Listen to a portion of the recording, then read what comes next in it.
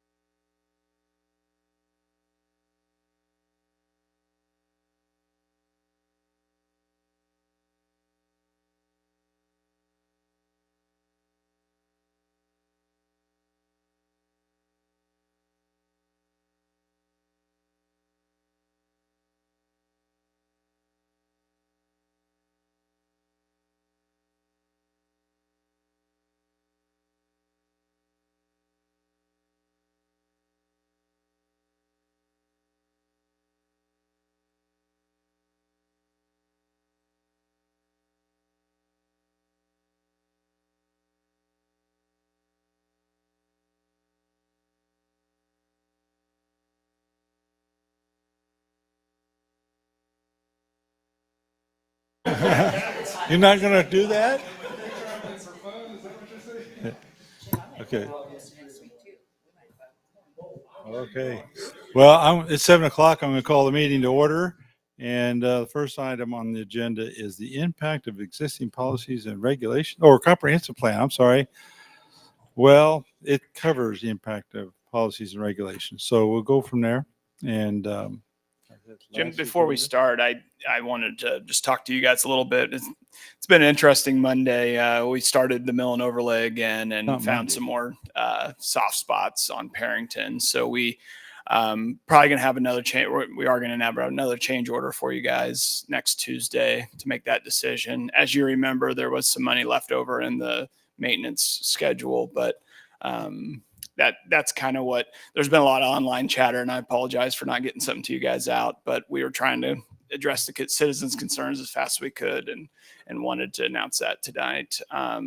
So we'll continue to have this rolling. Hopefully we'll get it all done with this one. I know the last remaining neighborhood on the western half of the maintenance plan, we're going to go ahead and try to discover this issue before we take off that first layer. So they're doing some testing today, and we'll know more as we continue to do this. But kind of like that first lift, you take 2 inches off and you find out that there might be some other issues we need to address. So I apologize again for not sending an email out.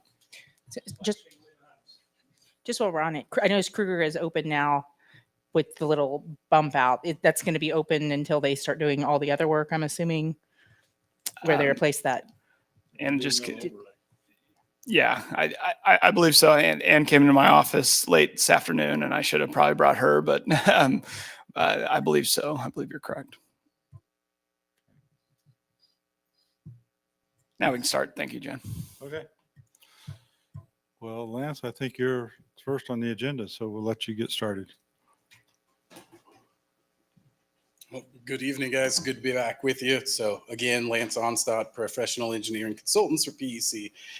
With me, Kylie Jennings, another planner who you guys have obviously met too. And you guys have had enough of me over the past few months. So this is really going to be a lot of a Kylie show. And then after that, so only one thing that we're going to ask from you guys, in addition to just the conversation that may come up from the parts of the presentation that I have. So a little bit of an overview of kind of what our agenda is tonight. I know, as many of you probably know, is in addition to working on your guys' comprehensive plan, I also serve in an on-call capacity to your staff from a planning perspective. So I spend a lot of time, relatively speaking, right, working with primarily Paula on wind development applications, rezoning applications, all the different things that we do as a city, as a community development department, those day-to-day operations. When she needs, when she wants to bounce something off of someone else, then I work with her on that. So the reason why I share that is because obviously I know a lot about your guys' what I'm going to call your regulatory framework, which we'll talk about here more in a second. But yes, that's part of comprehensive planning, is you've got to have a functional understanding of what that is in the community that you're planning for. But I also spend an inordinate amount of time, comparison to other cities that we do comprehensive plans for, in your guys' zoning regulations, your subdivision regulations, a little bit. We'll discuss building codes and things like that from time to time. So that's what I really, all of that to say, I know that there's a desire, there's a push, there's an understanding, there's an acknowledgement by the city that our regulatory framework, as is the case with every city, needs some revision, needs some updating, needs some process improvement. Every city can say that, right? But how that desire to kind of get our regulatory framework functioning in a better way, how it interfaces with the comprehensive plan is kind of how we're going to start. So I'm going to give you a little bit of a look ahead and a little bit of my recommendations on how we blend these two processes together. And then the one part of the comprehensive plan specifically we're going to talk about is the future land use map that'll be contained in this plan. So unless you're a practicing urban planner, you probably haven't been working on future land use planning for very long, or not something that you do on a daily basis. So there will be a little bit of a presentation for sure as part of that content. So for when you guys get to the point where you're reviewing the maps that we have prepared for you, we've prepared you in order to do that. Because there are some things that are a little different about the way we do this in kind of a modern approach than if you guys will remember the last time, even in 2018, if you guys were involved in going through that master growth plan. We, like most professions, learn a lot, right, in short periods of time. So it might be a little bit different. So that's where Kylie's going to put on her professor hat for a little while and teach a little bit. And then we're going to ask you guys for one exercise just to review this map and provide us comments so we can finalize it. So agenda-wise, that's why we have the tables out here. We'll do kind of this pseudo-formal presentation style, and then we'll ask you guys to briefly come and make comments on these maps. So an overall update on the project. So we started with an assessment. We've presented that to you. We're beyond that. We're through two of the three phases of engagement. So we're really kind of in this last phase that I call, that kind of overlaps with this refinement, adopt, and implement phase. We've largely wrapped up our planning portion, which is what you guys are going to review tonight. And then from here, we'll get into refining it based on your guys' comments, and then we'll go through the planning commission for a public hearing, and then be back before the city council for consideration of adoption. Before we leave tonight, I'll give you some exact dates of when we're planning on doing that, but generally we're in the final stages of this project. So to talk about your kind of regulatory framework, when I say that, comprehensive plan, we're kind of dealing with that kind of big picture, that vision for the future, our goals, our values, the things that we've worked on up to this point. One of the main ways that we implement these is through our regulations. So when I think of built environment, or the portions, the physical side of our city, what regulates the way our city, how it looks, how it operates, how somebody maneuvers through it, is really what we're focused on for this conversation. And those are really 4 different categories. So we have our building codes, which largely are going to regulate the construction of buildings, hence the name, right? Zoning regulations are largely going to influence how property can be used and how they're developed. Not necessarily the structures contained thereon, but those things work together. They're separate, but they work together. And then subdivision regulations, so these really have to do with kind of the way we take a piece of property, divide it into smaller lots, and effectively serve it with public infrastructure and ensure that we're providing for kind of the orderly development of the city over time. And then lastly, the last category that I included in this bucket are all the policies. Everything else that I've talked to up to this point are all ordinances. They're all laws. Every city will have a grouping of development related policies. So how we fund infrastructure, the different economic development incentives that you guys hear about a lot. So those are equally as important into this conversation about the built environment and how we handle development related pressure. Just not through a law. So typically those are adopted in other ways. So all 4 of these things, in order for our cities to function physically in a way that we want them to, all 4 of those things are important for different reasons, for different purposes of a development project. All of those will consistently need updating, will consistently need revisions, will consistently make staff, and we've talked about this, and nothing I'm going to say tonight isn't anything that I haven't told staff before, but we'll have to continuously review these to make sure that they stay relevant. Because again, like any other profession, we learn a lot, right, as time goes on. So I know that we've had conversations throughout this comprehensive planning process about when is best to update this code or add this regulation, all these different things. And I'll just be 100% blunt with you all, again, like I have been with staff. We are beyond the Band-Aid stage of these codes. They are intrinsically connected and very nuanced. That's why they're hundreds of pages long. You change one word here and it has ramifications everywhere else. So yes, there are things that we can do relatively quickly to make small tweaks and adaptations to our codes, but it is time for a more holistic approach to our regulations. So I'm going to recommend to you how I would attack our regulatory framework coming out of this comprehensive plan. Before I do that, just as an example of where our building codes are so you can see here, the codes that really dictate from a building perspective how things are built are our residential code, our commercial code, electrical, plumbing, mechanical, and fire. That middle column is the model code, like most cities adopt, version that the city of Bel Aire is currently in effect in Bel Aire. The metropolitan area building and construction departments is the versions of the code that they're on are in that last column. So you can see we're not in sync, and I'm not making a judgment statement there at all. All I'm saying is that we have different codes in different municipalities and different jurisdictions.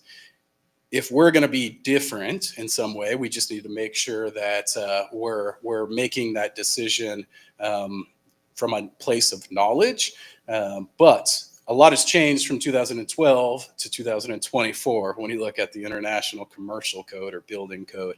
As you guys know far more than I do, we have a relationship with MABCD, and there are some requirements that were within that contract, if I'm understanding and remembering that correctly. But this is an example of we need to make a decision at some point in what we're going to do with our building codes, which is obviously part of that regulatory framework. The other kind of, detail or, difference that is not what I would say is common is within our building code currently with the city of Bel Aire. That's where we regulate fences, signs, and wireless telecommunications facilities. So these are most often zoning regulations. So there's some work to do on the building codes. I'm not going to go into that level of detail on the zoning and the subdivision and the policies because we would be here for at least half a day because those are very in-depth regulations. So my recommendations to you to do this in a structured way to make sure that the policies, the regulations, the laws that we're enacting related to the built portions of our city is this slide. So the most important things that we need to focus on over the next kind of 6 months are those first two things. We need a functioning Board of Zoning Appeals per our code, right? We don't currently have a functioning Board of Zoning Appeals. So that's why it's immediate. We just need to get that going. Secondly, and I'll explain this a little bit more, and I've talked to staff about this extensively, you guys have an official zoning map. We need to make sure that that's actually accurate. We need to audit that for a number of different reasons, but it needs to precede the zoning, any changes to the zoning regulations. I can't assess what we're changing in terms of regulations on a piece of property until I can for sure tell you what the zoning is on that piece of property. And we do have, just through our kind of case management and writing staff reports and being in those, we definitely know that there's some room for improvement there. So those are the two biggest kind of priorities that relate to your regulations that I would recommend that we attack as soon as possible. Those things can most assuredly happen as we're wrapping up the comprehensive plan. Secondly, before the end of the year, my recommendation is that we attack the building codes because we know that there's a discrepancy currently. So let's say from now, just 6 months, could take 3 months, could take 10 months. I don't really know. It really is driven by you guys. But that would be our next kind of regulation update or revision is with our building code. So what version of the residential code, of the commercial or building code, and all the trade codes do we want to be on? Do we want to adopt by reference what MABCD is because they're doing some of the inspections for some certain types of development? Or are there amendments to those codes that we want to consider locally? Which happens, right? But that's the process where it takes 3 months, 6 months. Again, it's going to be up to staff and you how you go through that. At the same time, before we revise the zoning regulations, move the fence, sign, and wireless codes into your zoning regulations. That way we have a clean set of building codes and we have a full set of zoning codes that we can then work on revising. So kind of put in between there, we can update our economic development policies. Doesn't have to necessarily be incentives. That's probably an unnecessary word on my part. And then the other big thing that most cities don't pay attention to is this particular policy on the funding of public improvements. So if I come in and I plat a piece of property, there's new roads, there's new streets, there's new water line, new sewer line, new drainage, new parks, whatever it is. I'm assuming you guys have a policy right now that deals with who's paying for what. And, if we request for you to widen the street and make it a collector, what is the cost arrangement of that? Those are very, very important policies for developments. Most often, and I always say, tax increment financing, community improvement districts and star bonds and neighborhood revitalization and cash incentives, they get all the publicity when it comes to development. This is the one developers care about the most. And it's also the one that has the biggest implications on the city's fiscal health as well. So making sure that that's reflective of kind of where our goals are is super important. So let's say by the early next year, the end of this year, early next year at the latest, most of the fine touch things have been taken care of. We're in a good operational place from a regulations perspective. Again, there's no Band-Aid that I can recommend for your zoning code and subdivision codes. So combining those into what we would consider a unified development code that's reflective of your zoning and subdivision in one document and getting a solid foundation for us to work on is what I would suggest we concentrate on in 2026. Yeah, that's right. For some reason, that seemed like it was 2 years, but it is 2025, isn't it? So that's my recommendation to you. There's nothing to say that if you guys throughout the execution of your guys' duties, right, something changes and we want to tweak a zoning code or a piece of language that's in the subdivision, we can do that. But trying to pick off those small kind of, whether it's dedication of park land as part of subdivision requirements, like those things generally need to be coordinated with our other policies to make sure that they're done right. I can look at your code and I can see that we've taken kind of that shotgun approach over the years. And there are some inconsistencies, and which makes it really hard from a staff person or from private investment side to do things the way that we all want them done. So I'm going to pause there and see if you guys have any questions or you want to push me on anything related to your regulations or any of those recommendations before we get into Yeah, next my section. first question is, why do we even need a Board of Zoning Appeals? Why is that needed? It's statutorily, it's required. And we've never had one? Your code actually has the establishment of a Board of Zoning Appeals. We're just not currently using it. Okay, so what's our process today when somebody has a problem with zoning? We're using, I believe, conditional use applications to legislate some of that, which again isn't what I would recommend as Then being in So compliance. what's the purpose of the zoning appeal? So Board of Zoning Appeals will typically do two things. They will hear appeals of zoning administrator decisions. So let's say your zoning administrator, your director of community development, classifies somebody's building permit as a multifamily use, and they say it's a single family use. Their first step would be to come to the Board of Zoning Appeals and say, I don't agree with that definition. And they adjudicate that. So they're not making, a decision on whether or not multifamily is an allowable use in a district. They're purely appealing the decision, the interpretation of the code. I thought that decision was being made by Planning Commission. Do what? I thought that decision was being made by Planning Commission. Not per your adopted ordinance. It's the Board of Zoning Appeals. Operationally, is that not true? Is the Planning Commission not making those decisions and then bringing them to us to finalize them? I can't answer operationally, but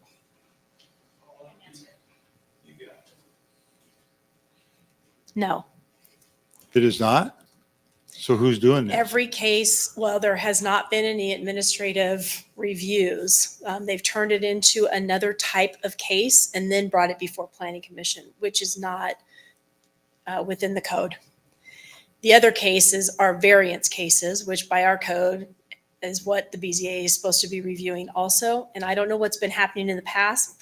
I haven't had any since I've been here, but in the past, they've been handled through other kinds of cases, which has brought it before the commission, Planning Commission, and ultimately the council. But I know that's for a not- fact that we've had brought to us C1 zone areas that were wanted to be made into residential, Correct. and we approved those. That's How did that correct. occur? No, that's not what he's talking about.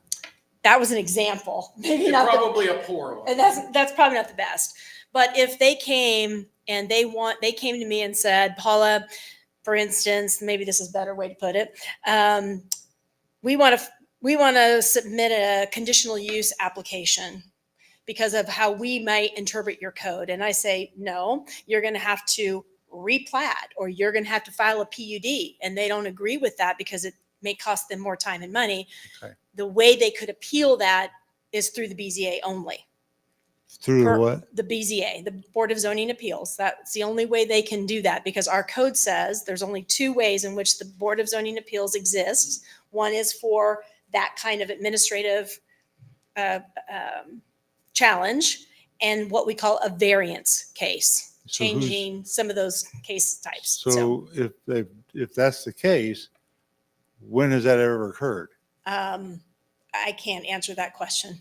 I don't know what happened before me, how it was handled previously, or what those cases look like. I just know that now that we're here, I'm trying to right the ship and making sure that we're following the code and those kinds of cases. Feels like we're being required to set up a board that'll never do anything. That's not true. The variance cases is what sort of prompted this case, and I've had a couple of those requests recently that I have to address.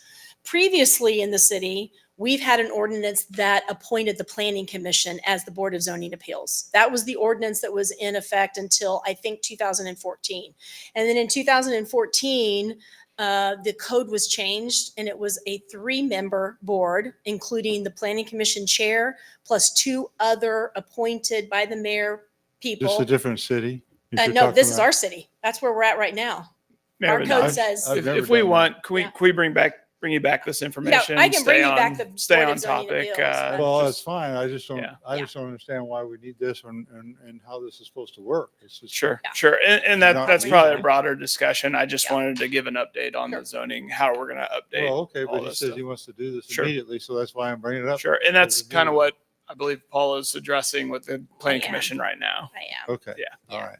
You This will is- definitely have information, more detailed information about the Board of Zoning Appeals, So where I- we've been and where we are currently in our Okay, so code. the second issue on there is the audit official zoning map. I have no issue with that. I think that should be done. Absolutely. But it was recommended well over a year ago that we have a current zoning map put in this room, and I don't see it today. And it's not current, so I will put it up. If we do this, I would like you to see the current map, which I think we can do relatively quickly. And what we mean by audit is that every time a PUD case or a change in zoning case is approved, that map would then be reflective of what that zoning is. So we can keep printing it and putting it in the room. I can make it, it'll be made available digitally that we could look it up on the computer also. So that was sort of one of those things that I knew we needed to do. I'm happy to put the map as we know it now in the room for you, Mayor. I'd appreciate that and make sure Absolutely. you, as I had discussion with our city attorney earlier today, please make sure you have revision dates on there so that we know Absolutely. when it was done and Absolutely. what this version is. That's good. We will do that. No problem. Okay, thank you. You're welcome.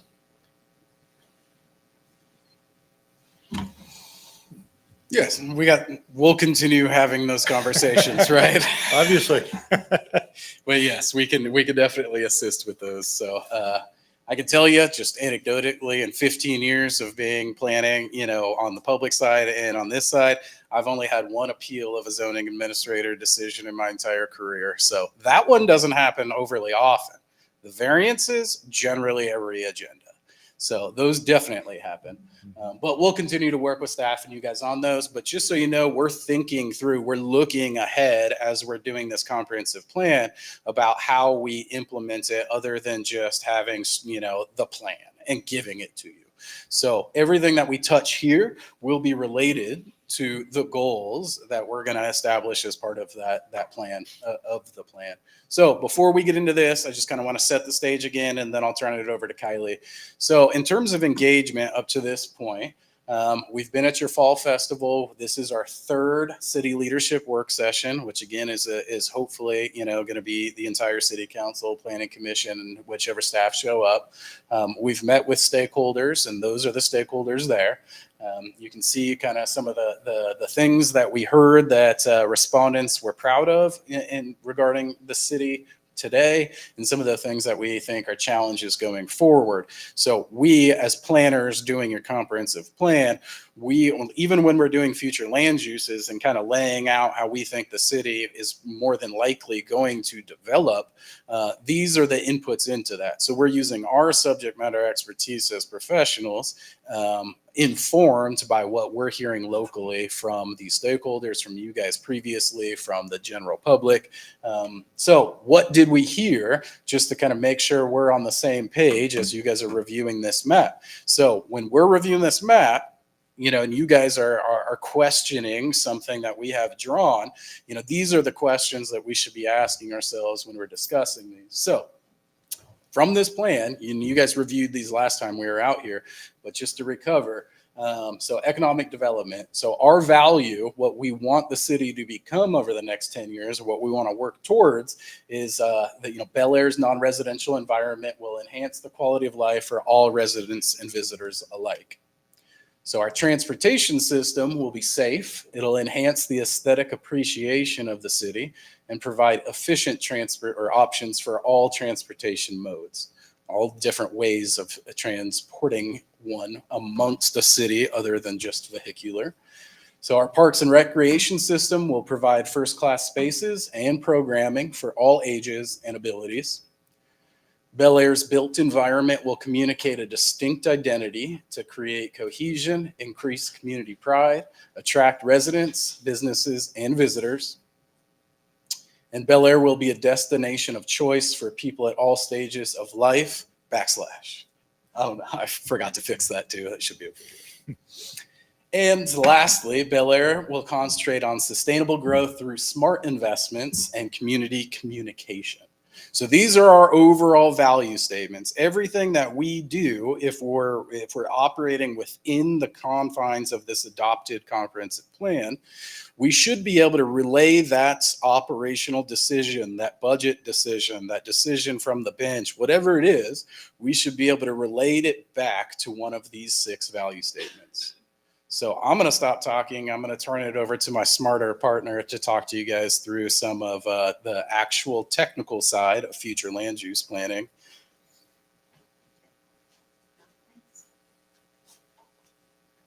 All right, I'm Kylie Jennings. Thanks for coming tonight. I guess you probably didn't really have a choice if you could come tonight or not, but still, thank you. And I'll just, I think, start with an analogy. Like Lance was saying, all the codes and those things are kind of beyond Band-Aid stage, but I think Bel Aire is really timed perfectly with this comprehensive land use update and this comprehensive plan we've been doing. And the analogy I'll use, I'm currently pregnant, and so I'm thinking a lot about pregnancy research, right? And I'm realizing I'm very grateful that I'm pregnant in the era where we know that smoking is bad and that alcohol is bad and that caffeine is like kind of okay. Like 1 cup of coffee isn't going to kill me. Very grateful that research has progressed that far and our culture has like caught up to that, right? If you saw a pregnant lady smoking, it'd be like, this is insane. And planning right now, our future land use in the planning world, we're at that phase where we have the research that we know what is really good and what is really bad, but our culture of planning isn't all the way there yet.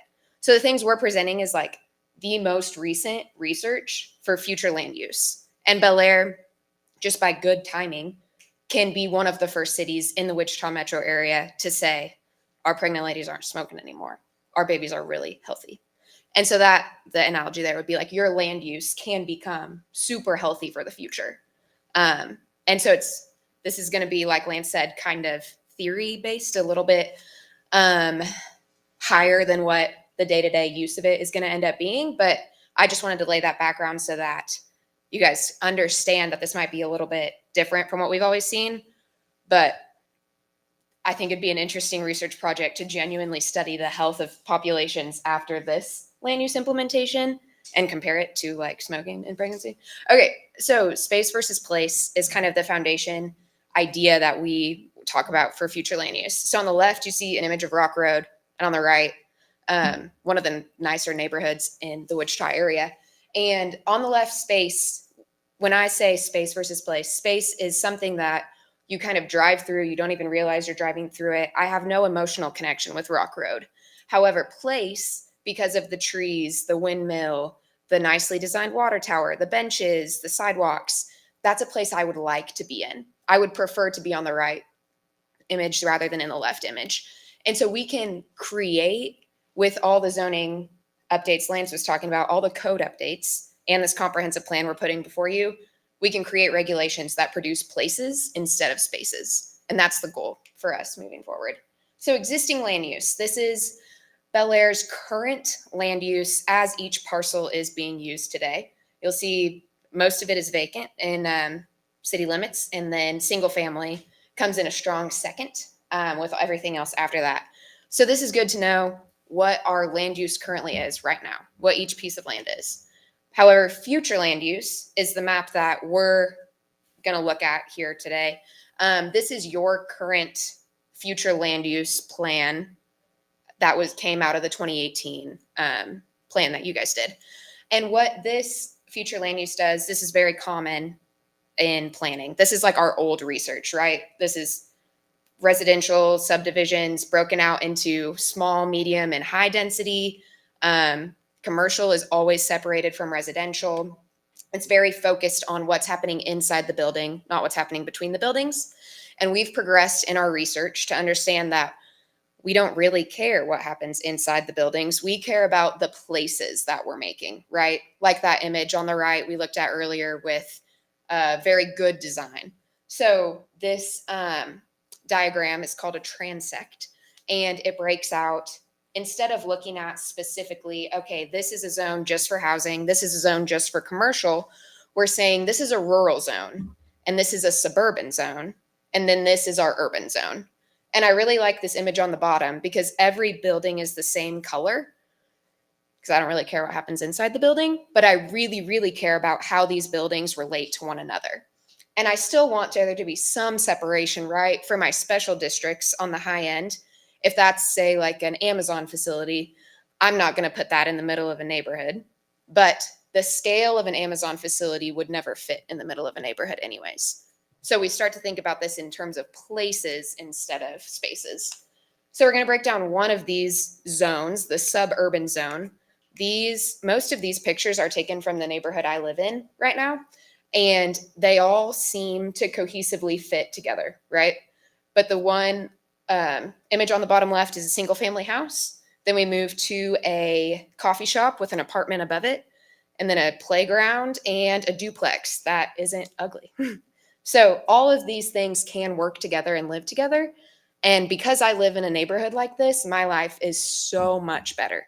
So like when I go on maternity leave in the fall, I'll be able to walk to a park, walk to 2 different coffee shops, walk to a friend's house, and other people who have kids live in my neighborhood because there's affordable housing, like a nice looking duplex. So these are the kind of situations we want to create in the future. So now how do we actually do that?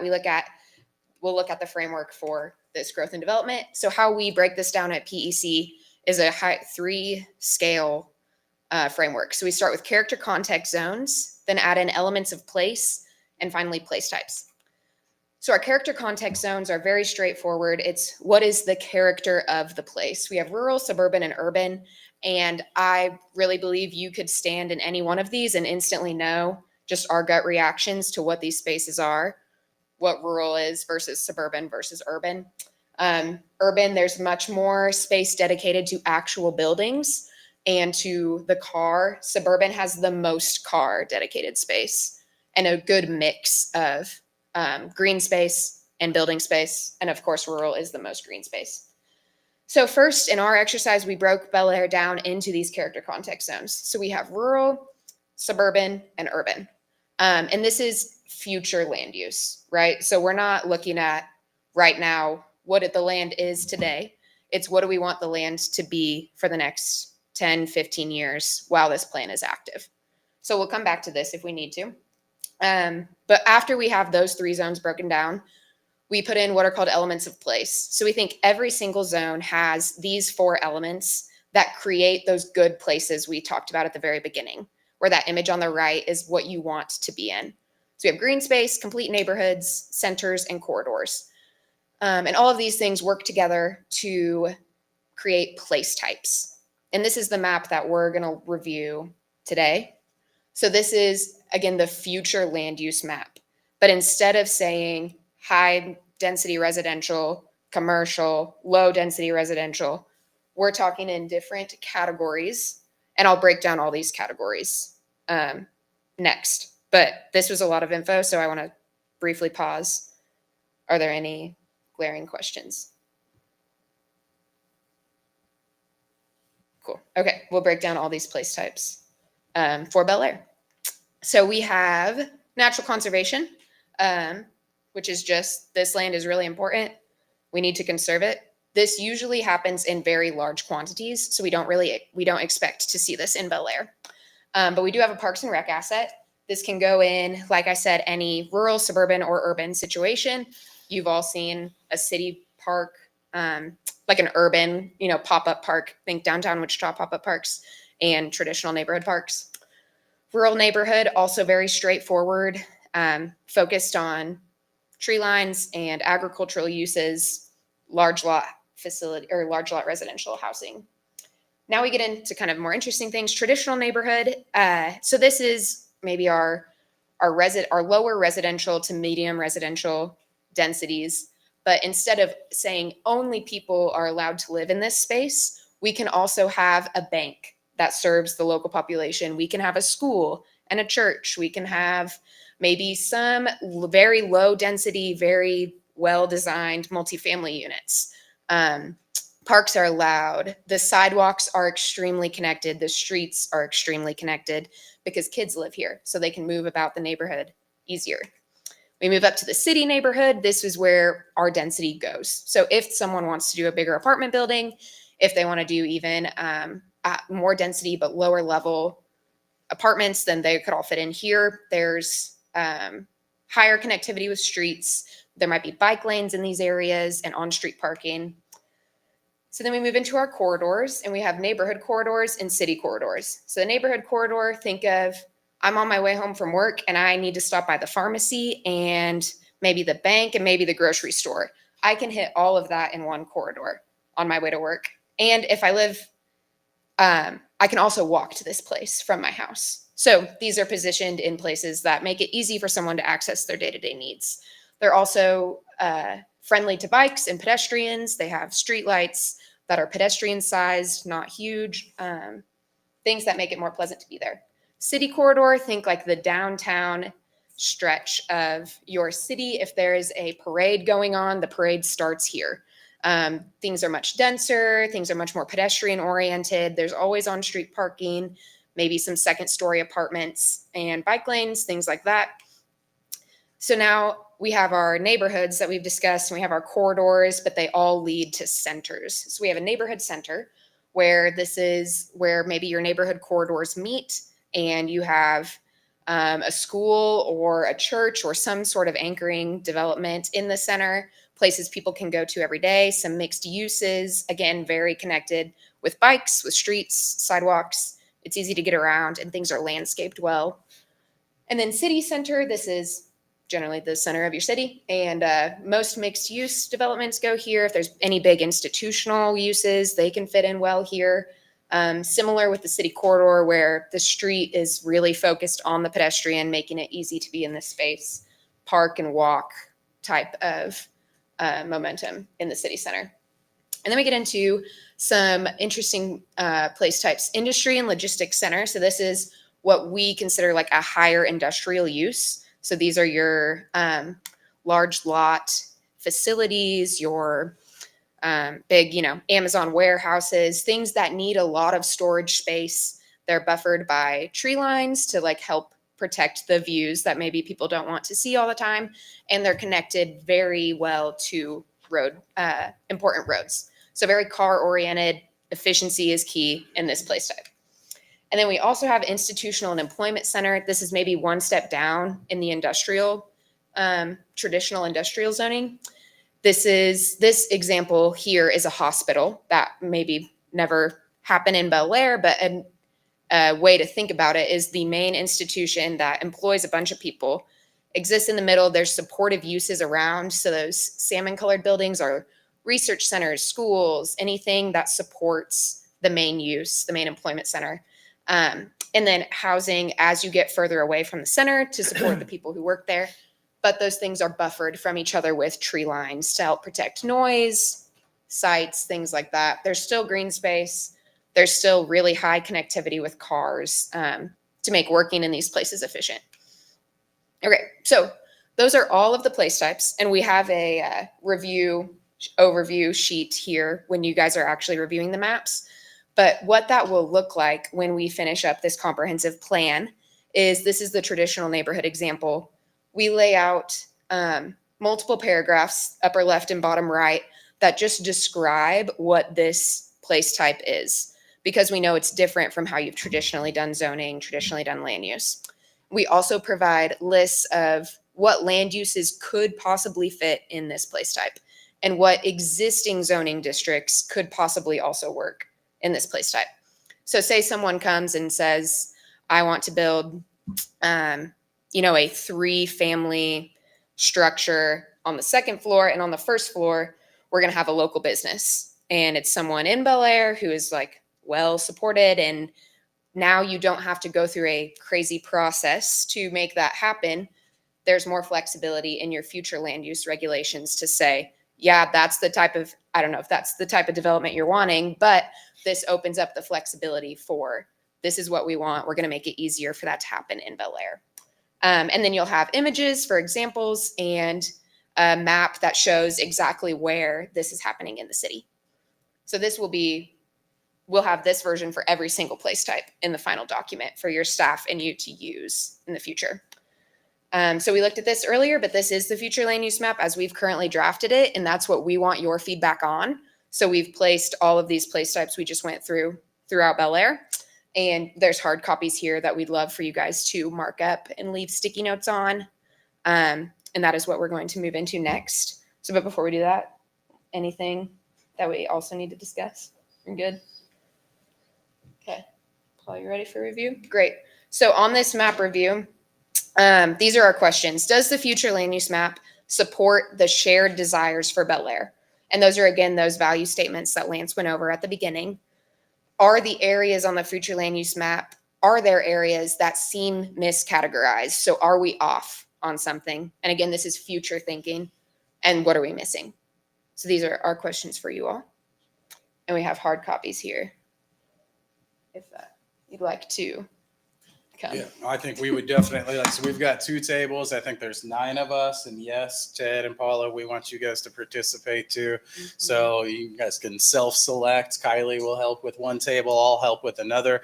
But we want you guys to discuss these questions, anything else, mark them up, give us notes. This is your chance to tell us what we need to go back and redraw before we come back and ask you to adopt it. And it gets put in front of every decision that we make from a zoning perspective. So now's the chance. And if you have no comments, that's cool too, because we are just that good.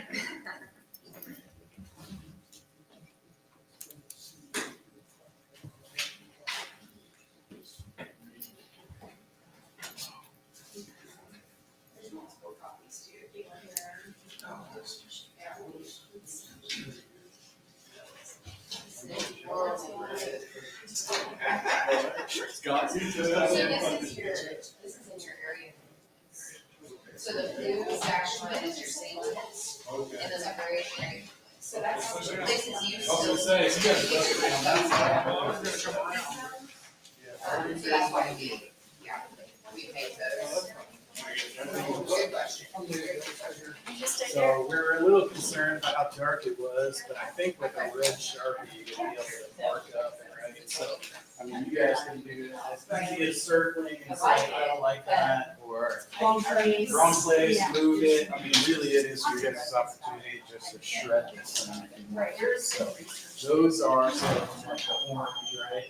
The orange is city neighborhood. So if you want an example of what type of city neighborhood, you will look to say, okay, I guess we're showing this property developed, so it kind of looks like that. The question is And we're available for questions. is this a vision? Is this a location? Is It this is not. So And blue dash, that she produced that we all. blue dash, is like the city kind of already. So how is This it? That's your, No, that's your planner. it's You guys have except for where they've jurisdiction. identified some of So it. if somebody It's not came in, been developed wanted to yet. develop Less that, likely they have to to this do grant. it. That's why you There put is it in that. your plan, so Change you develop, can like where we make a burn rational houses. decision. It's not. Because just, So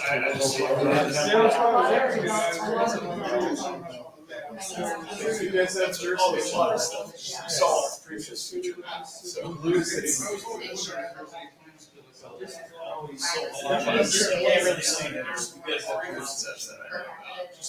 Keep trying.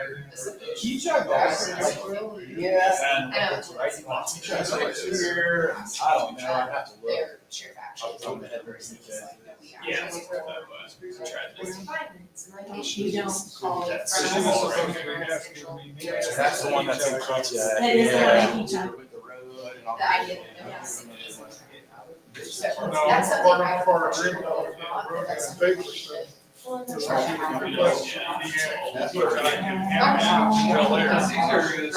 I haven't heard that. And we pay for the pamphlets, nothing else happens. I think there's some people in that area that like this. Whenever they get that question. Why would they be? Say, Yeah. well, are you talking about? Are they in the city limits of Wichita? So they would have to petition the city of Wichita for de-annexation. Why would they want to do that? Oh. Have the lower mill. Is Oh, that they a goal is would. to be, is that Part a of the discussion? country club. The thing would be nice if we didn't have Yeah. these dogs out Just, in yeah, the city. all this- That's- It is, it's interesting. I would think. Usually city limits get carved out over time, so it's historical. You can see how you follow the rules on certain. Well, that's where the Taylor. You know what I mean? Right, and that's another thing is like. Yeah, that's what. Right. Right. There's just some. Yeah, yeah. These are the young, I'm happy, that's true. Yeah. Yeah. But I just wanna let you know, the only place that we have Rural residential. It is illegal. So the other thing about rural residential, just to get you guys started on the easy one. Rural residential is simply the large lot residential. Doesn't mean there can't be a little chicken out here, because generally the problem is that plus 2 acre subdivision without public water, without public sewer, Right. gravel I know. streets. We have no plans really to expand municipal infrastructure out here. So I bought this property as a developer. And I came in out here and I came to you guys and said, I want to develop this, bring me water and sewer. You guys would just Yeah, like, no, yes, totally. comprehensive. Yeah, totally. For $1 billion. Well, I've never talked to anyone in the past 6 or 8 months. Somebody bought some property like way Oh, up here you or guys something. called me out here. Was it out here? You find 127. And then you, We want you to annex us and you to look for services, Yeah. but I have to steal.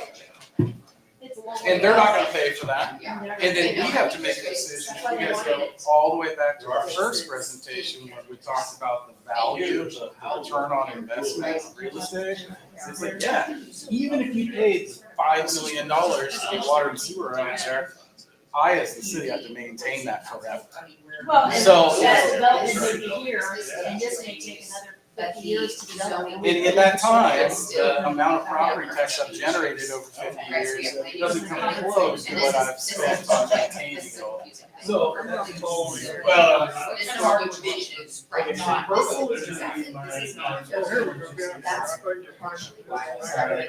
Those are the place types. This is like your Amazon warehouse. Yeah. So that you don't have to do so many. So generally, how do you, so this. I just right? saw the development. So on our corridor, a lot of times when we're beyond our transportation assets or roads, right? So the only city corridor, we only have 2 corridors, neighborhood corridor and suburban corridor. Just think of it as Yeah, a because little you're different saying, scale. you know, the land. City corridors are a little bit more intense, they're a little bit more downtown. Yes. Not exactly, I Yeah, won't that's scare actually everyone with that. Neighborhoods are very Right, and, yeah, suburban, right now it's street very type, undeveloped non-residential, space. So residential if this development. starts to develop. So we've got Oliver largely in the neighborhood corridor. And how you design this road. and- Largely it's the same. The only kind of city In corridor lights. that we have is Rockford. Right, so if we keep But it, even that is fairly that's minimal. why it's Yeah, possible. like, you know, but those- we are showing that we don't really have a corridor. A gas station. We do down here. If we design it. But I don't think there's really a ton of like controversial with that. The one thing we are showing on the Rock Road over the next decade plus as being where we're gonna locate kind of our activities around, in addition to some of these intersections. Yeah, I have people when go downstairs. Totally. Oh my gosh. Yeah. I mean, that's a big concept. That's a huge thing. And I don't find it. That's okay, you can have I can't live on the farm myself. depending on the context, right? But at a corner of 2 materials, if I bought that and wanted to redevelop, I wouldn't put, Or spot next to the pavement. And that's like. I would put some sort of residential. or some sort of It's non-residential. Non-residential. Right, it says neighborhood And I corridor, right? Yes. But that's all residential. So if this is again, this is in the future ambitious, right? It's not saying these people are gonna lose their houses and we're gonna rebuild something. But if I highly invest in a developer, you know, maybe I do buy all 10 of those and redevelop that into a nice I mean, do we non-residential want corridor. the traditional off-ramp gas station Casey's? Well, and that's what, like, we're not Chick-fil-A. predicting Because, that it's gonna because happen. I just with what's going on, so it can be anything.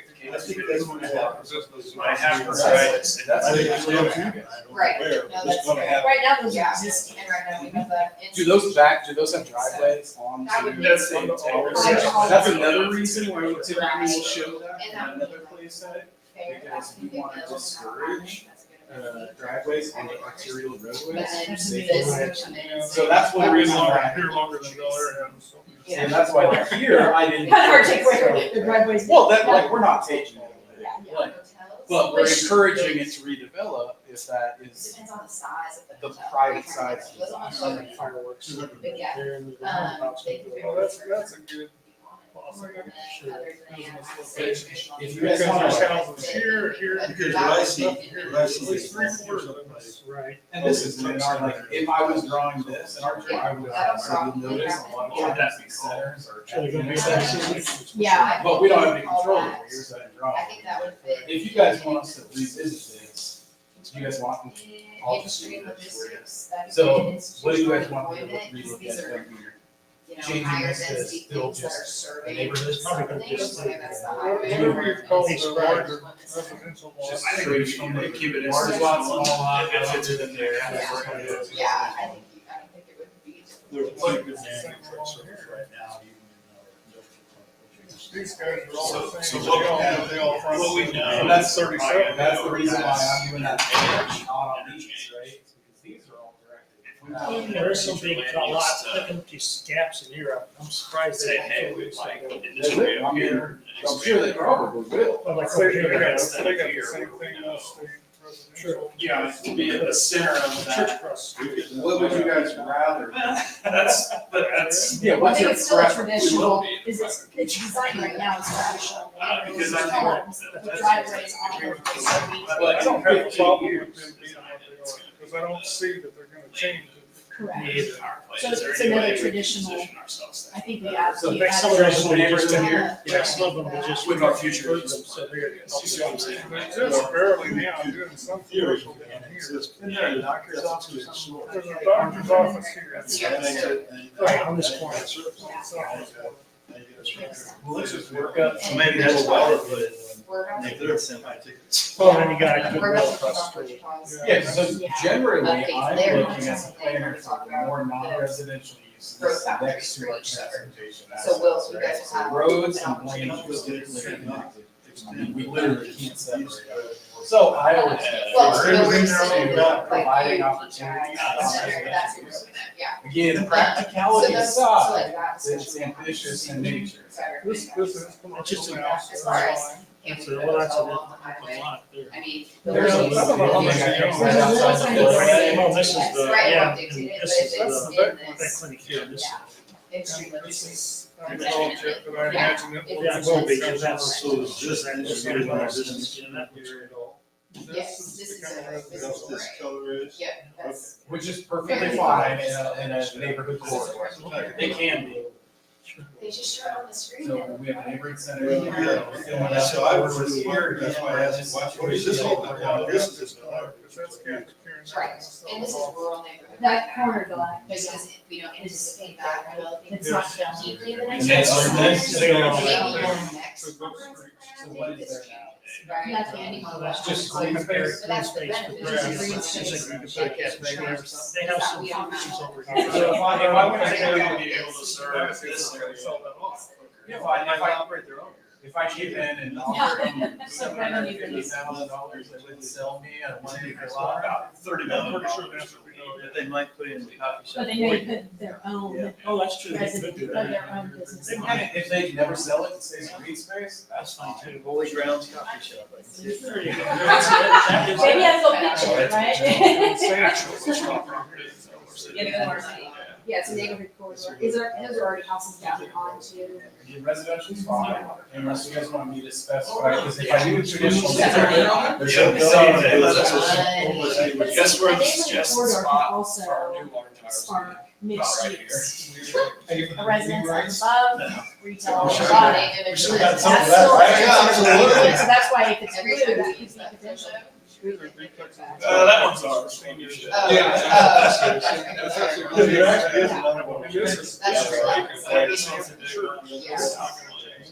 And again, I don't want you guys to think about what will happen or, because I'm going to tell you now, we have no idea what's going to happen in 20 Sure, years. I have a pretty good idea, that's what I'm saying.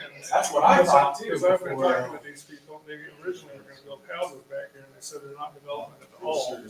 Yeah. Because they're real, well, they may eventually come back to houses. But they need it to Real serve. ones, they're not gonna They develop don't wanna sell it, right? residential until they have enough Is that right, space Ted? and location for people to live. But still, And if they're not gonna do it, then they won't sell it to anybody else. but if they keep it, it's still be a neighborhood corridor, right?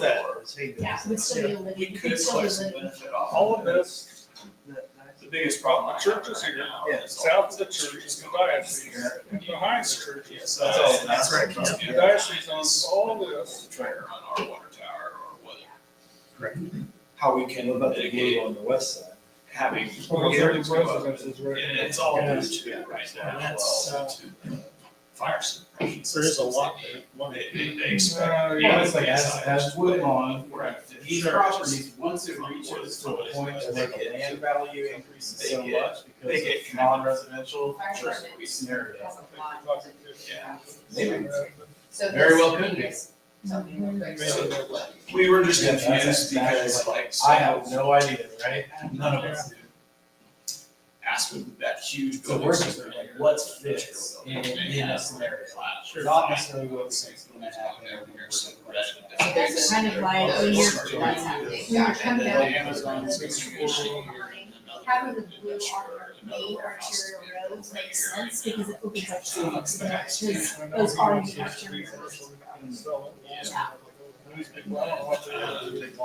Yeah, it's all part, it's all part of the rest of the church, it's not been for sale. Industrial. Oops, this- Yeah, I think it all- Yeah, that's out, it's not, 'cause it's, Well, that's what, Unless what I do think this for might be you over guys, because from this is staff here. perspective, Right. around all of this, Step so I'm back. still looking at this section, when I started mapping out the floodways and drawing this in, you Yeah, guys have and I a really think this might interesting corridor through here. maintain. That could be, Yeah. like, all the way down to this center and this type of activity, I could technically get an off-street Yeah, trail this one- all the way from my living center, all the way down to that corner, which is very, you even have. the land's there, but that's not there.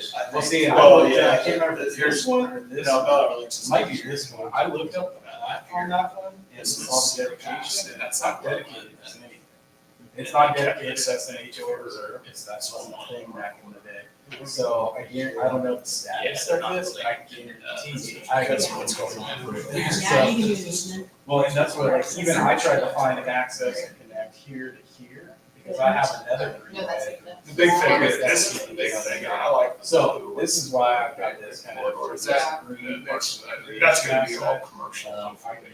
So you guys actually have a really interesting Opportunity. opportunity Because that's from from an the storage off-street unit, trails Yeah. perspective. And then But across the street. that transcends the comp term, or those are the types of things that we will look at in future land This use. is what comes last. The trail would This be would be industrial, this is suitable gonna be. Yeah, it's way right. And those are like things you just. But that's because kind of it like- floods really from low, time you know, to storefront. I would imagine so, since it's a regulated floodway, so It's it's the same, designed to he be. doesn't, but the Which we investors. just need to concrete up with, instead of, constantly trying to. That was our problem, we created. Yeah. Is it a good place to walk? So we created another Let's see industrial. if I could get from, I don't, that's a school.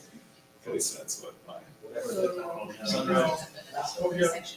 Yeah, that is some. Oh, yes, what is So this? I guess it's not a neighborhood, it's called Aspen, but those are the types of things I do. So as I go north this way, this is all just traditional, neighborhood stuff. Okay. I'm extending this And here's the- corridor, here's who the big- knows what happens this is the to hard 254 and all of that. And maybe we do just. Paula got a plat that showed this as residential all the way through tomorrow.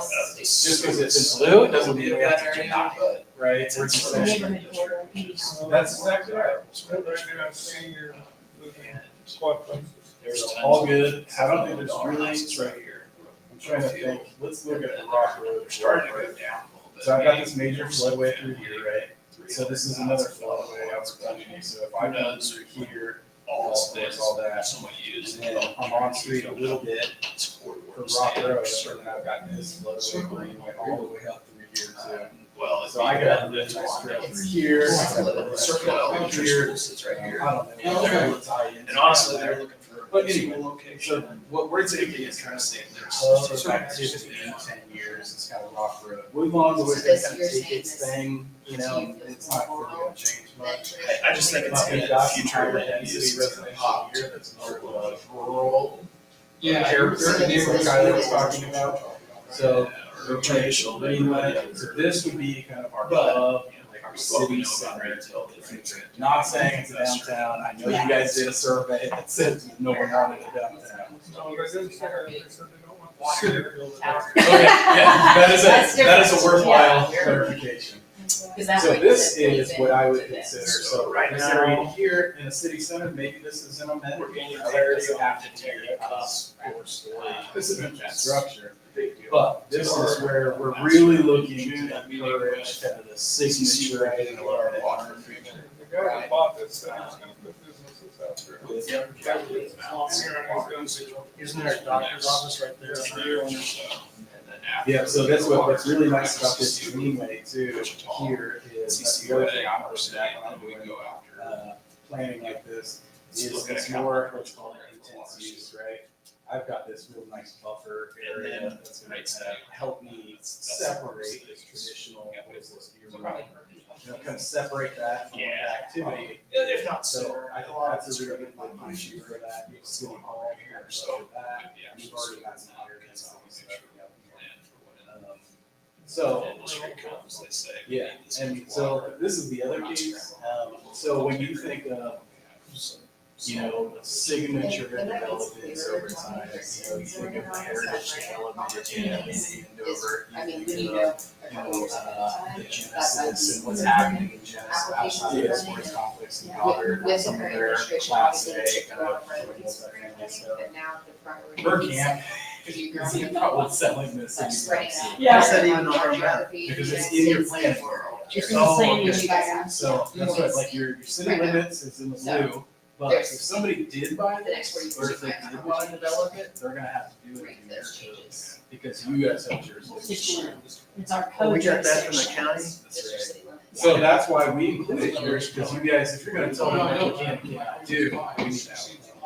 Versus the black is all another city. That's city, We yeah. subdued all of I that. used to teach, I have bird. That's interesting. Well, I'll tell you, this is the neighborhood that had it started, you guys can be contacted, reanalyzing To expand because these growth areas. So they've hired us to do that. So, you know, you have to So I know. identifying growth areas. for Yeah, the so like, city. does it make sense that it's Bel Aire, or is it just, you know, who's gonna be able to serve it with utility? Those So the bike path, It's just this is the urban district, which you all way disconnected. over here, I think it's gonna be green. Where's the new green? I thought, is that it, the new green area? Talked about, one of these two is. It's connected here. It's right here. It's Right there, okay, right there. Yeah. This is all 3 miles of, And that's on that bike path. And that's all bike. So the rail system kind of thing was they wanted. Where does it end? You're essentially. All the way to the west. So that's why Park City, Now, Bel Aire, it's all clear. and Park City. What is it? It's a pipeline, and it's got a huge easement, I don't know how many, 20, 30 feet wide. But now it's just dirt. Just dirt. Oh, You okay. ride your bike down? Yeah, I went around it, well, I go everywhere I could, I do well for a minute, when I walked it, well, I did walk it, I walked it, yeah, some of the areas I just walked it to see, people have trampolines on top of it, I mean, of course, it's just part of the easement. Yeah. Does it connect to anything outside your city limits? Well, it goes here, then it goes into the park, so it's somehow gonna route back into the park. Yeah, that's the way it's gonna route, so that's, And it's gonna terminate. yeah, so that's at this point. Then if you extend it down south. Yeah, now you could straight out all that down. Yeah, no, since I. That would be interesting. Then you can tie back into the bike paths. And the back pass right down here Yeah. too. There's a bike path here, there's one And here. that makes sense there. And there's one up this one. See, it can connect here. Yeah, ideally, yeah, we are close to, we're getting there. You said your time. There you go. Yeah, take that out. I will, yeah. It's got the whole story. Yeah, it ties into here right now. Oh, yeah, my wife will be Yeah, because when I'm in this trailer, right, like I can get off. Yeah, then there's a connection, you know, this is from here Yeah, to see, I think here. here. And this is already district. This is You gotta find us. That's what you made it all. That was like rails to trails, stage. I did one of those. We did it behind City Hall, or county. Yeah, the Red Bud Trail. But it really helps tie this in together on the railroad. And we are so distributed. No, I think that could be really close off streets. And I could get in, like this would give me, I could, if I end up going to this magnet, I could live here and I could get all the way off streets. I could get to school. Without even doing the price, it's kind of hard. Yeah. So this is still probably the worst. This is industrial. It's still industrial. This is industrial and that's why it looks better on the computer. So this is institutional. So this is more of like your corporate headquarters, your hospitals, your not manufacturing and industrial, a little bit more activity for the human. We debated this, it actually has a yesterday. And that is different than your zoning Proposed development in the So past. this is what I say. But I do think it fits better here. You guys tell me if you My want to switch official that. use If is Endeavor what's was in- like, So what we we wanna got do built that. here, But I it think currently might be zoned as like we're all looking one. back. And so if someone comes in, if we. That's why I ended up doing And that. someone says, I want this, I would develop this. That's because why I it did gives you that. a, Yep. And then this a was coffee all shop kind of with like 4 Sunflower markets. Commerce You Park, it's, would it say is that what it doesn't is, fit in right? our R1 But then I put kind of our But it traditional fits in our neighborhood, future our land use. new greenfield. So we can allow it with variances, and there's ways we can figure that. Again, why we can So all of this would be kind of my traditional, Yes. single And family if or you recommended residential. something Another that thing, you guys have your water and wastewater master plan. wasn't happy with, That, they you have know, that piece. exactly where the status is, but Upwards. there's plans, within those plans, these are. This is when you say water practices it. We get sketchy when we get here with all of this, that's why I put a lot of this stuff. And then crossing over. This gives you the opportunity. Now, this could Now, change though, that doesn't. if we start thinking about In 2026, if you guys follow that. Who has the who has the ability, and as Yeah. K, as the K96 development moves over, You know, I agree, mentioned that they can go. you will have switching the over. option to They shift might, to something still like might continue to and develop. really make it flexible. And then in 5 years, when we're annually reviewing our comprehensive plan, like the state law tells us, there's nothing to say like, hey, we just spent $500 on a water tower improvements, let's redo future land use map for this area. Okay. Without Yeah, I that, was surprised to see. That's very often retired guys. Since we had. Right. So anything else that stands out from the land use? I think if we got nothing else other than potential trail for us to look at one day. And so if these get adopted I've and got shifted these into two our zoning areas. code, Is there anywhere in the look of particular, that could if you're gonna reflects pick with one never place to develop, comply. that's not currently developed, where We don't have anything on our. let me ask you another question. One place that is developed currently So we could that you think suggest it. should be redeveloped in the city? You know. Yeah, It just doesn't make sense. So, right, yeah, and encouraging that's, the that's why that development zoning code update could address those concerns. And if you can't say that is illegal in the United States, but you can say, we're incentivizing great looking. Because of the age of the home. We are going to Variety. disincentive, yeah, correct, People we that are live in there getting older. So disincentivizing. what are We the have developers great over looking here? roads. The developer even more on a single property duplex, like these happen one color and that house another color. just Are they on make it water and different. sewer? Yeah, they're there, See, 'cause I areas, remember little when I things did you the want return to on- I did the return on Yeah. investment analysis, And there's, just- there's design regulations that you can. And that's kind of what I'm getting, like with the relationships, kind of these That, transitions. which, you would normally see in a downtown area, You'd you'd say like, your front facade, the bottom half of your front facade has to be 70% windows. Because in a Talk downtown about Arthur Heights. shopping area, you wanna see what's going on in and out of the building, right? So there's little. Yeah, and they things like wouldn't that agree to put in add into paving. your code that make it to where development get is. What would you just replace, would you say, this is What large is lot, where would you you just live. leave You just have to. Actually, like 2 lots, and single family on it. Exactly. Right. And you want my generation to be able to live here, frankly, yeah. And I mean, the duplexes right now, they're not cheap to rent every month. They're maybe cheaper than a mortgage Where I could sell lots for somewhere in town, $30,000, but they're not like and buy those for $200,000. subsidized, you know what I mean?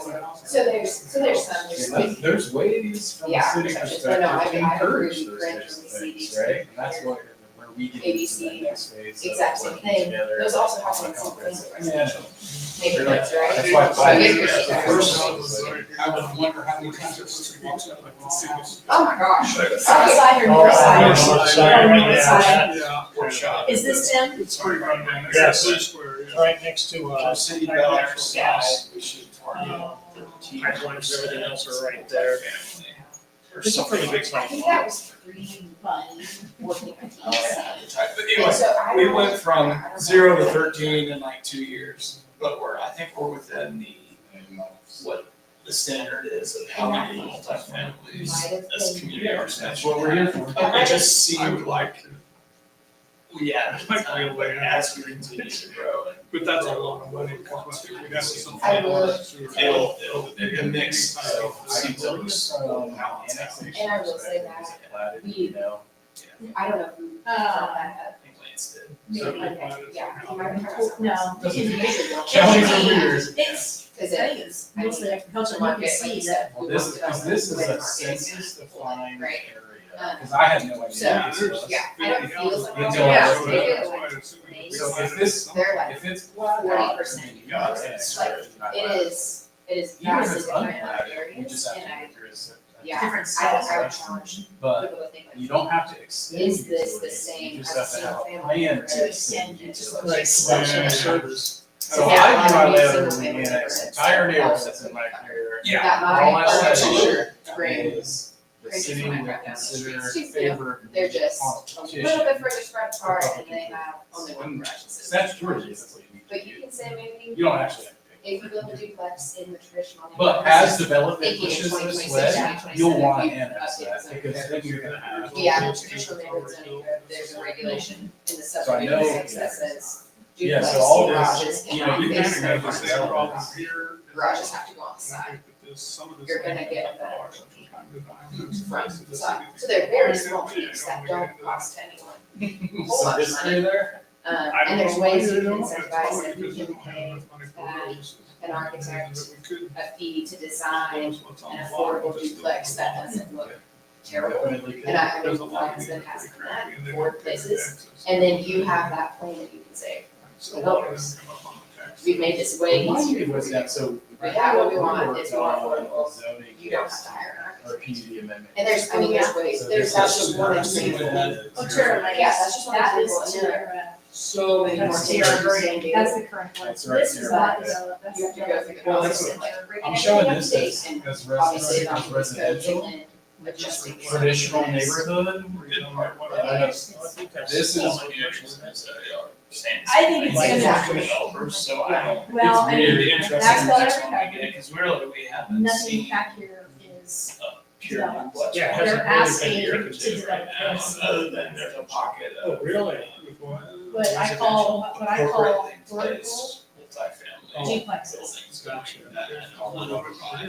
So this could have the potential to be more of a neighborhood Fronts, Whatever that is. corridor. That's appropriate. Because there's gonna be some mixed use that's low impact, like Bel Aire Recovery is pretty low. It's Terrible. not It's a like, house. yeah, I'm yeah, recovered yeah. in a traditional neighborhood, right? Like Yeah. traditional neighborhood is single family. Yeah. Well, I was, accessory dwelling units, you have church. I just don't envision that potential, so we talked about this, right? Like, Well, your yeah, that financing was era 2020. is somebody Yeah, gonna that come was in and potentially 2019, put a bunch of. I wasn't- stuff on that. Oh, okay, okay, They're good. not- I was they're ready to know. gonna be a little bit. Yeah.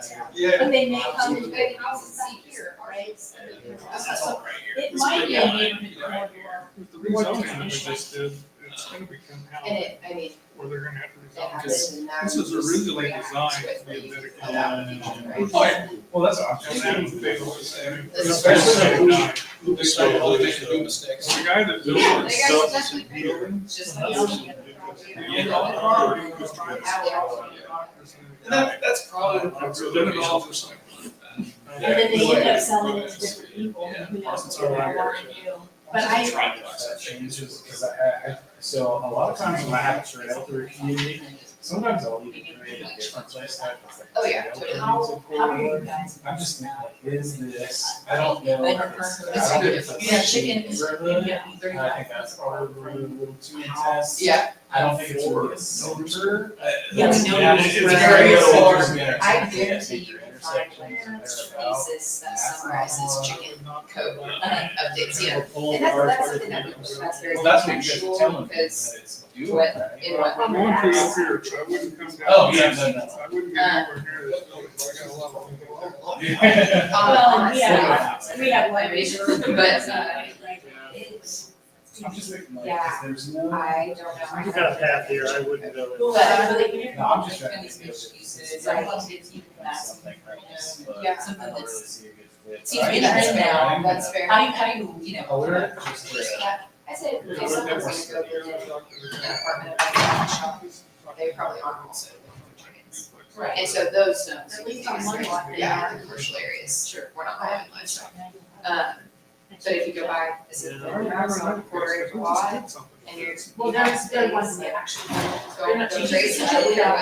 right, yeah, so, Okay, so what do we have to do? That would be- Start building. yeah, those things I think are, Permits for building on that zone for? those things, we It's can not. address those things with how we do zoning They want to today. change. They want to And change. future facilities. They want to change setbacks, they want to change. But the process of which They things. want the- They want to be a little bit more setbacks, which means they're outside the code, which means. we have- Yeah, that's not sure.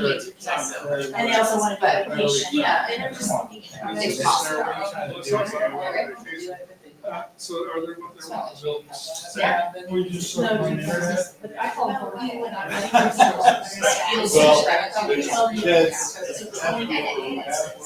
It's just that when you're outside of the code, they're wanting to change setbacks, they're wanting to change this.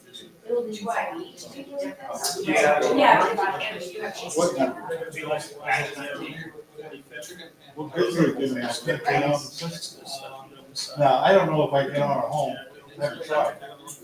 Less than my. I know. They just.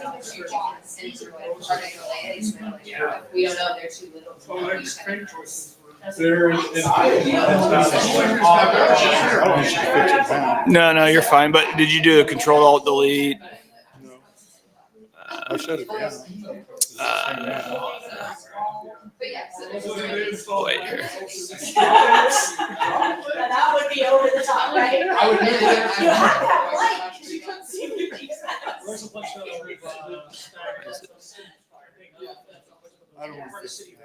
Okay. But there's a screen where it says change password. Yeah, it came up. Okay. And it didn't work. And I tried it 3 times, it didn't work. Right. Yeah. Go out to. Hmm? Very meticulous on what they allow. It seems like we're gonna, I do not like what's just to the north. And that's awesome, I think that would help. I thought that was probably Right, you know, should be yeah. allowed. Which is. So they're just really square, Oh, and there's that's just great. no character to them at all, they are just, Chicken codes. from here, just north of. There are some communities. So, yeah, there's different. So, I mean, so Yeah. we can- You can require it. Just like what the next steps are, but this is. And generally in this market, you'll get the results by encouraging rather than requiring. I mean, people want those things. Well, they just wanted to save money, but if you could try to improve the aesthetics at the same time, still give them the house at a lower price, but yet. kind of have Here's the work on the phone, so I'm not gonna worry about it. box. Yeah, and you got, you might have to reduce the Better than size. tents on every corner, but you know. Like a little bit of tent. A little smaller, but very nice.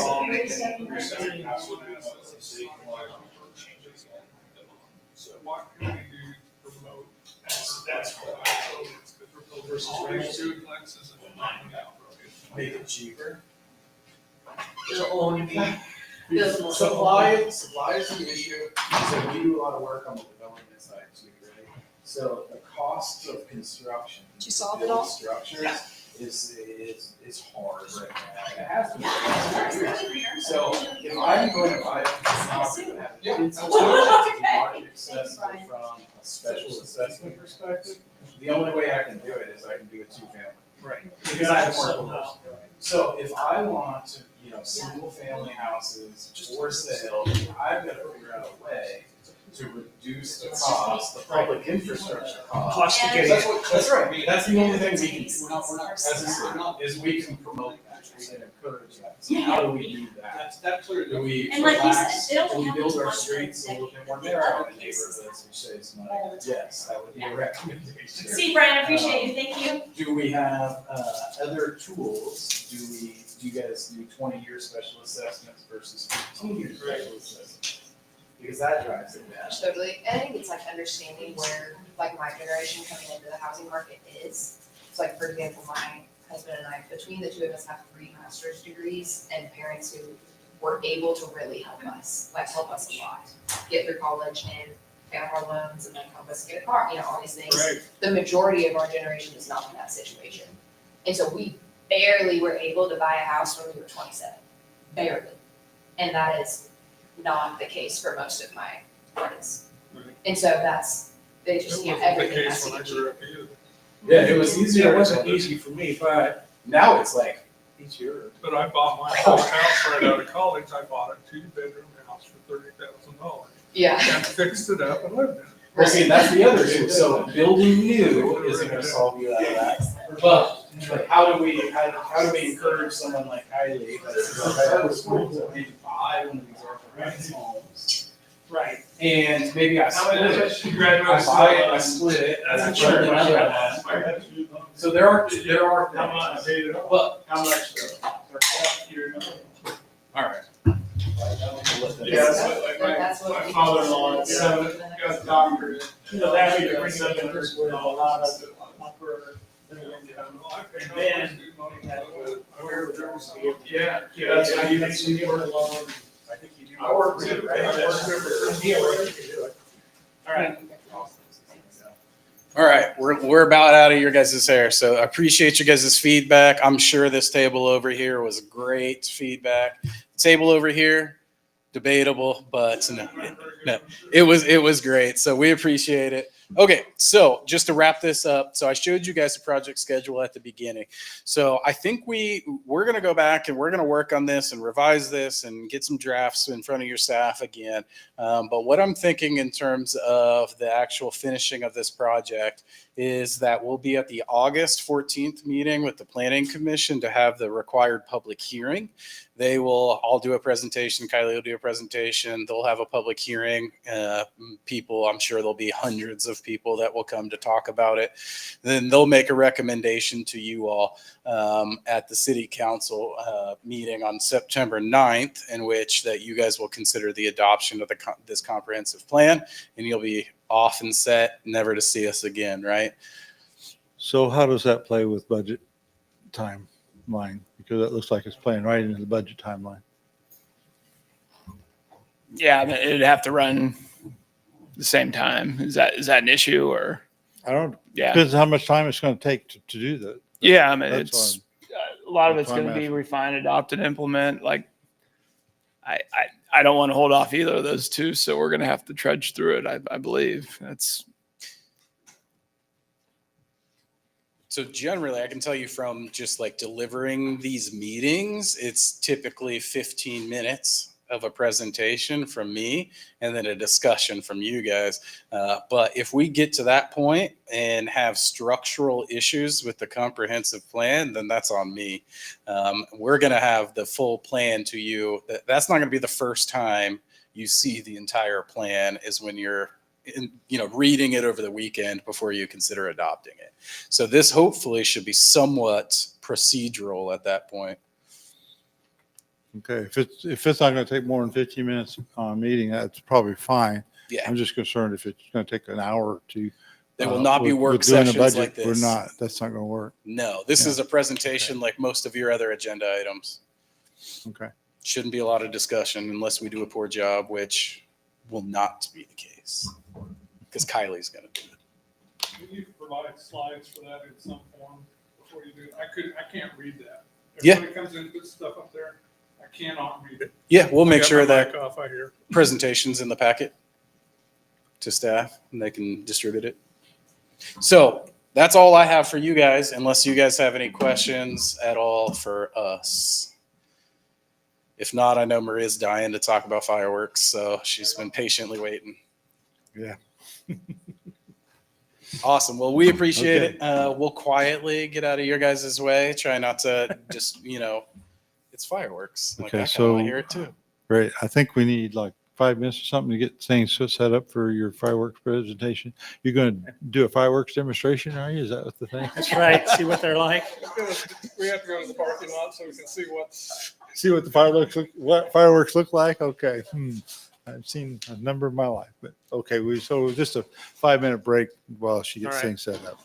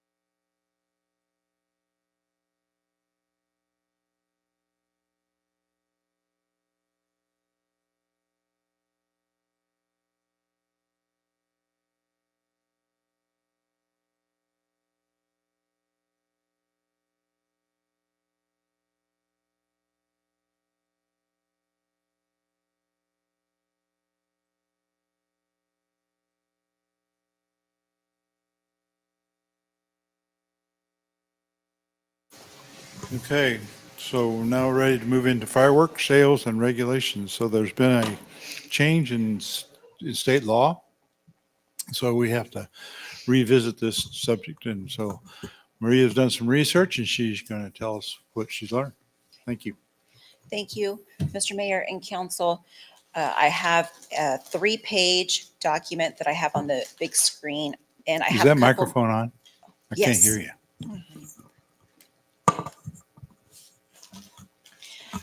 I have a 3-page document, and I have a couple more copies if anyone else needs one. First, I'll start off with the 2025 legislative session on April 9th. Governor Kelly signed Senate Bill 199. There were some changes, and I'm going to go through them real quickly.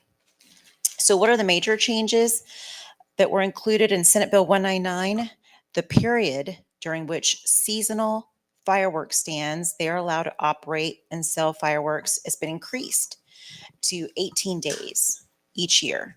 The new fireworks season begins on June 20th and it ends on July 7th.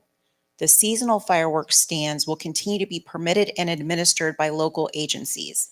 And we'll talk a little bit more about that in a few moments. The law creates a new type of fireworks retail operation, the permanent fireworks retailer, and I've highlighted that for you. They will be permitted to sell consumer fireworks year-round. Unlike seasonal firework retailers, permanent retailers will be required to register with the state fire marshal annually and will be required to operate from a permanent building that meets the requirements of the NFPA and the Kansas Fire Prevention Code. What is a permanent retailer? The statute does give a definition, and I've included it. It is highlighted. A permanent retailer is a person engaged in the year-round retail sale of consumer fireworks, including the receipt and possession with intent to sell of consumer fireworks, and the retail sale, delivery, consignment, gifting, or other distribution, all from a permanent structure at a permanent location. I've highlighted that because that is not defined in the statute. It just simply says a permanent structure at a permanent location within this state. I spoke with the state fire marshal's office today to get some input. Right now, I am aware of permanent buildings that sell fireworks in Bel Aire, Hayesville, Valley Center. The law requires that all sales of consumer fireworks must be in person at the location, whether it's a seasonal retailer or a permanent fireworks retailer. It must be done in person. Yes, advanced orders and marketing of fireworks via email is permitted, but ordering on the internet to be shipped directly to any specific consumer's home in Kansas is absolutely prohibited, and that is spelled out very clear in the statute. Kansas law does not restrict when fireworks can be used during the year. However, the fireworks are prohibited from being discharged into, under, or from a car or vehicle, whether moving or standing still, or on a public roadway, or the right-of-way adjoining a public roadway. Fireworks are also prohibited from being discharged within 100 feet of any place of institution, for example, hospitals, nursing homes, especially where are any buildings where fireworks are stored. All of the other provisions of the statute remained unchanged. What does this mean for cities and counties? I want to make sure that council, that the governing body is aware that you are not required to make any changes to your current ordinance. Per Kansas Statute 31134 subsection B, it is spelled out that all cities and counties have specifically been granted the authority for you to decide how to prohibit, for you to decide how to regulate the sale, the handling, the use, or storage of fireworks within your corporate city limits. The bill does not change that authority. Every city and county still has complete control over when fireworks are sold and used in their boundaries. The State Fire Marshal's Office and implementation of the new retailer classification. So what is being done? They are developing interim regulations for the registration and operation of permanent fireworks retailers. They have consulted with a number of groups, the Fire Marshals Association of Kansas, the Kansas Fireworks Association, and the League of Municipalities. One of the major considerations that they are making sure to do is confirm that anyone retailing at their office, they only do so after obtaining all the proper permissions from local authorities. I will continue to speak with their office to keep them updated with how Bel Aire chooses to proceed. The State Fire Marshal's Office will be conducting fire safety inspections of any permanent retailer to ensure they are complying with the code. In addition, special agents will conduct spot checks throughout the year, as they currently do, with seasonal retail stands to ensure that all types of fireworks being sold conform with Kansas law. What are the 4 takeaways from Senate Bill 199? There are seasonal retailers. They will have an extended sales time. They will have 18 days running from June 20th to July 7th. Again, local agencies, we continue to permit and administer those seasonal stands. Second big takeaway are the permanent retailers. They get year-round sales, but they must be doing it from a permanent building. Third, all of the sales are mandated to be in person. That means you must go to the location for the sale. Yes, you may order without being present, but the sale, the exchange of property and money, that exchange would take place at the building.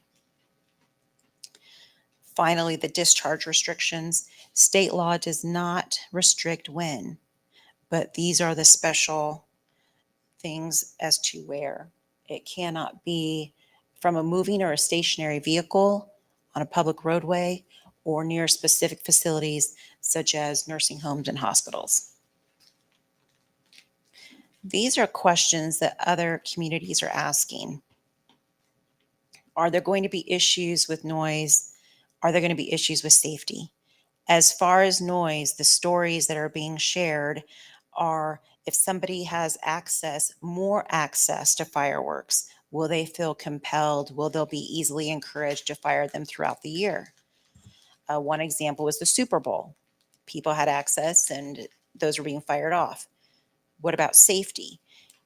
If they are going to be sold year round and an individual is going to be going to that location to take possession of them, what else is in that building? Is it just fireworks? Are there other things, other activities taking place in that building? I don't know. These are just conversations that councils are having. Does the governing body desire to maintain the current regulations or align with the new changes from SB 199? Do the current dates and times for both the sale and discharge of firearms remain appropriate for Bel Aire and its citizens?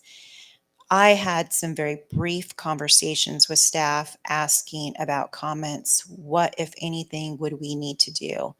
And if the governing body chooses to make changes, we will need to update our permits because currently this is what our permits say. And I just put a screenshot below.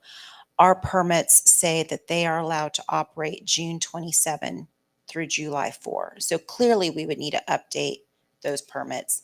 It's also what our ordinance says. So we would need to update that as well. I was going to show you, this was published in an agenda. So it's a record, it's a public record. This is an example of our application process. I didn't choose it specifically. I just put in here an example and it talks about the dates of operation. We could easily go in and change that. But one of the comments from staff, which was very helpful, is if this does take place, maybe there should be a permit for seasonal operators and a permit for permanent retailers, just kind of make it a little more simpler. I found this interesting. I will get questions from council. Do you know what brought this legislation into play? Well, let me see if I can make this bigger. When the legislation was in front of the Senate committee. There was proponent testimony. It came from representatives of Jake's Fireworks and Cape and Mount Carmel High School. The proponents generally stated the bill would help enable nonprofits to sell fireworks to raise funds for their annual operating budgets, while enabling Kansas fireworks businesses to earn income year-round and make them more competitive with fireworks businesses in surrounding states. Then that was the only proponent. Then there was one citizen who provided opposing. But that's an example of how it came to be. When we look at the statute, let's see, it makes it very clear that nothing in this act shall restrict what a county or a city can do. As a municipality, you have full authority to regulate the use of your land by zoning and any type of restrictions or regulations that you choose to enact. Other than that, I am glad to stand for questions. This is our code online, and any changes we would make to our ordinance. The most recent ordinance change was Ordinance 697. Any change we do, we would modify it and then make the update to our website as well. So they're both consistent. Can you go back to the first page of your memo? Okay. So you said there about that second paragraph there on the screen. Okay. It has it creates a new type of fireworks, permanent fireworks, but then it goes into that the permanent building that meets the requirements of National Fire Protection Association. And then your next paragraph kind of states, well, we don't know exactly what the definition of a permanent building is. Now, I don't know the National Fire Protection Association's rules, but does that maybe give us some guidance on what is a permanent building? I can look into that, Mayor Benaj. I looked in the statute specifically to see if permanent structure was defined, and it wasn't in the statute, but it might be, we might have some guidance in the code, and I can check. I would think it's going to be really broad. It's going to be something like you could put a shed on a permanent foundation that's 8 by 10 and sell fireworks out of it, and anything up to, 20,000 square feet type of facility. Yeah, and that's really relevant to at least one of the potential permanent sellers here in town. I'm curious if you can share if we've heard from any of those permanent, semi-permanent fireworks sellers that could convert to year-round. I think I did. I got an email from one of them that told me that's how I found out about this law, because I wasn't on my radar, and I asked Maria to investigate it because I knew nothing about it, and so this is the first I've actually known about what it actually says. So I heard some stories here, bits and pieces here and there, but this is the first comprehensive review of that.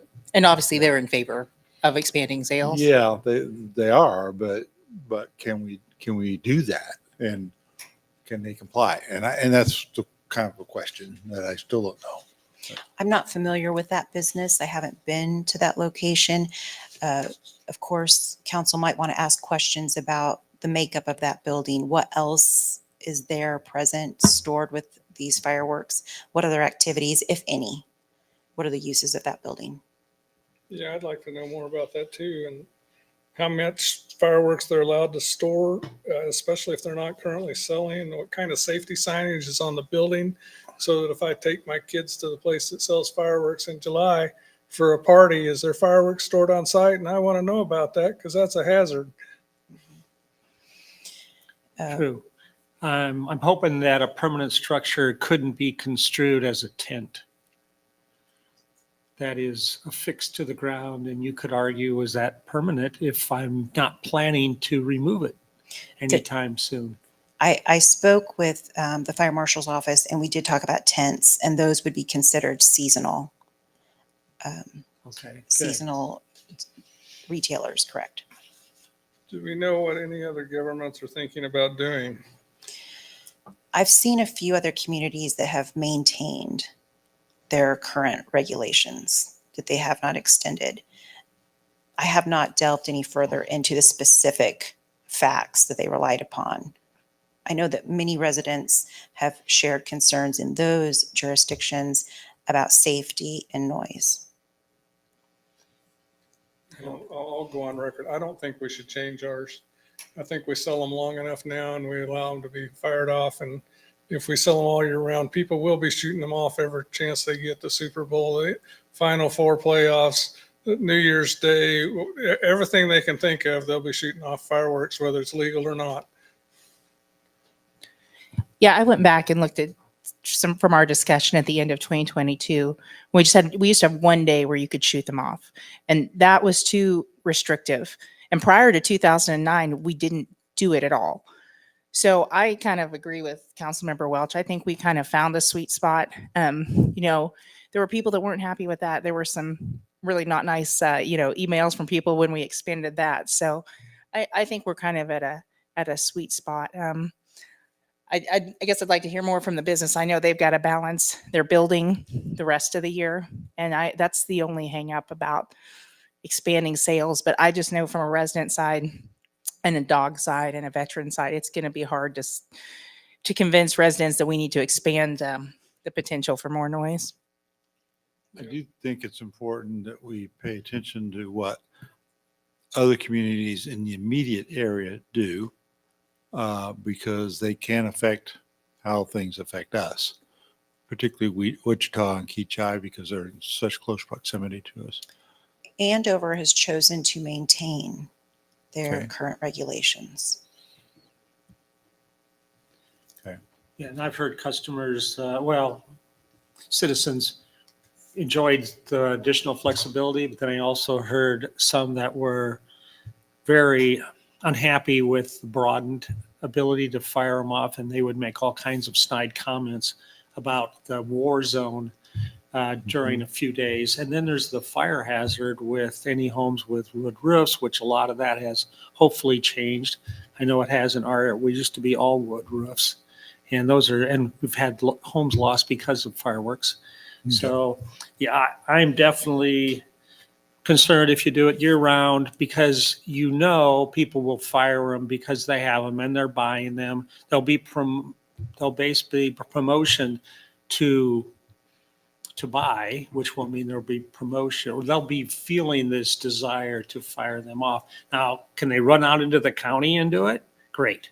Odds are they probably won't go out in the county to do it. They'll fire them off in the city. So I would hate to change it any more than we already have. I agree with the other two council members that it seems like we have a reasonable balance where we're at. There's positives and negatives, but I hate to expand it. You're right, Councilman Schmitz, because one of the other comments about fire was the drought and how that could potentially affect EMS, public service, and even our police department, how they would need to assist. And really maybe our public works as well. Your comment there, I make extra effort during the fireworks season to make sure my garage door's shut and my front door and back door are shut, because I know somebody who had one shot into their garage and had a fire. Ooh. And it's possible the neighbor was being as safe as he possibly could and it fell over anyway. Oh, yeah. But I've seen people that aren't that safe out there shooting that stuff.